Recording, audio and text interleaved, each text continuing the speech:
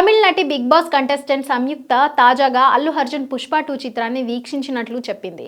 అసలు ఈ మధ్య పుష్ప 2కి సంబంధించిన కొన్ని వీడియోలు నెట్టింట్లో తెగ వైరల్ అవుతున్నాయి. పుష్ప 2లోని జాతర సీన్లకు కొంతమందికి నిజంగానే పూనకలు వచ్చేస్తున్నాయి. బన్నీ పర్ఫార్మెన్స్ చూసి ఊగిపోతున్నారు. అలానే నటి సంయుక్తకి కూడా అలాంటి మాటనే ఎదురైందట.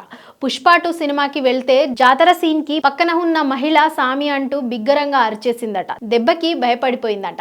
సంయుక్త వేసిన ఈ ట్వీట్ మీద ఇప్పుడు చర్చలైతే జరుగుతున్నాయి. ఫోనిక్స్ మాల్లో పుష్ప 2 చూసా. జాతర సీన్ స్టార్ట్ అవ్వడం, చీరలో హీరో డాన్స్ వేయడంతో నా పక్కనే ఉన్న మహిళ పూనకం వచ్చినట్టు చేసింది. ఆమె భర్త ఏమో తనని కంట్రోల్ చేయాలని చూస్తున్నాడు.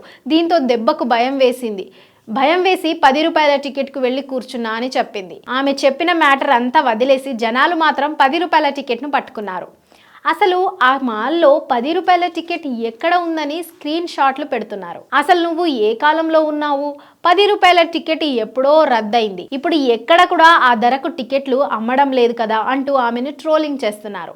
అల్లు అర్జున్ పుష్ప 2 చిత్రము 11 రోజులైనా కూడా బాక్సాఫీస్ వద్ద తగ్గేదేలే అన్నట్లుగా దూసుకుపోతుంది. 11 రోజుల్లోనే 1400 కోట్లకు పైగా రాబట్టింది.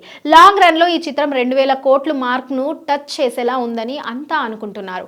ఇక ఇండియాలో ఇప్పటి వరకు పుష్ప 2 కేవలం దంగల్, బాహుబలి 2 రికార్డులు మాత్రం బద్దలు కొట్టలేదు. మిగిలిన అన్ని చిత్రాల రికార్డుల్ని పుష్ప 2 లేపి అవతల పారేసింది.